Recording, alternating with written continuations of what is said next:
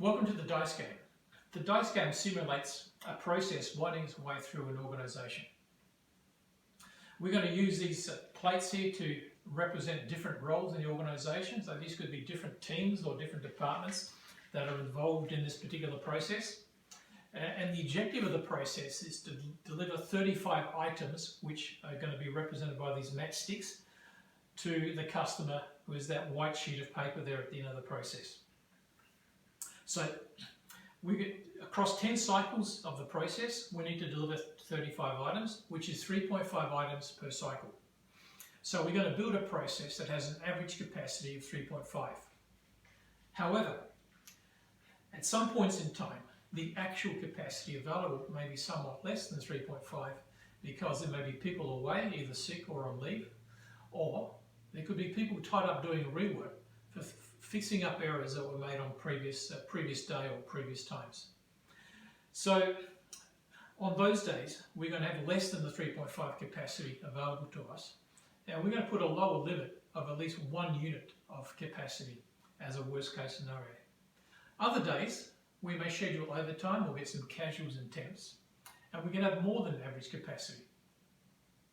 And we're going to put an upper limit of 6 of the maximum capacity we can have. So we're going to use a dice to represent the capacity of the process and the variation within the capacity. A dice average is a 3.5, varying between 1 and 6. So let's start the ball rolling with the supplier. And I've thrown a 3. So that means the supplier can supply three matches to the process. The first step in the process needs to throw the dice to work out what their capacity is to be able to process that work. And I've thrown a 4. So that means I've got more than enough capacity. I've got 4 units of work capacity, but 3 units of work to do. So that passes on to the next step. Throw the dice. I've thrown another 3. Throw the dice here.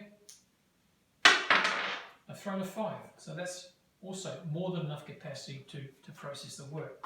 To come around to this step, there's 3 units of work to be done. I throw the dice, and I've thrown a 2. So that's not enough. So that means they're able to move 2 of these matches on, and they get left with 1 match as a backlog. Throw the dice again. Thrown a 5, which is more than enough. Throw this again. And I've thrown a 2, so that's what gets passed on to the customer. So the customer got 2 units.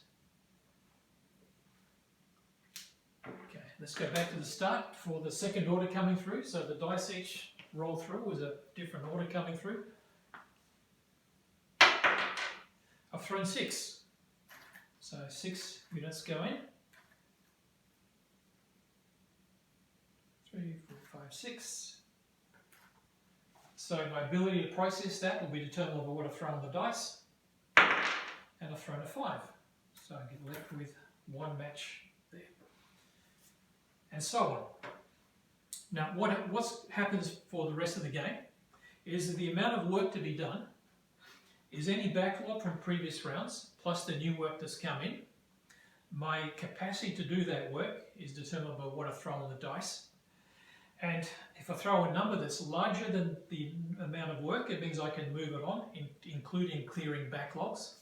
If I throw a number that's smaller than what's come in, I'll end up accumulating a backlog in that way, and so on. Now, so as not to bore you with the remaining 9 cycles through the process, I'm going to stop the video now and come back at the end, okay?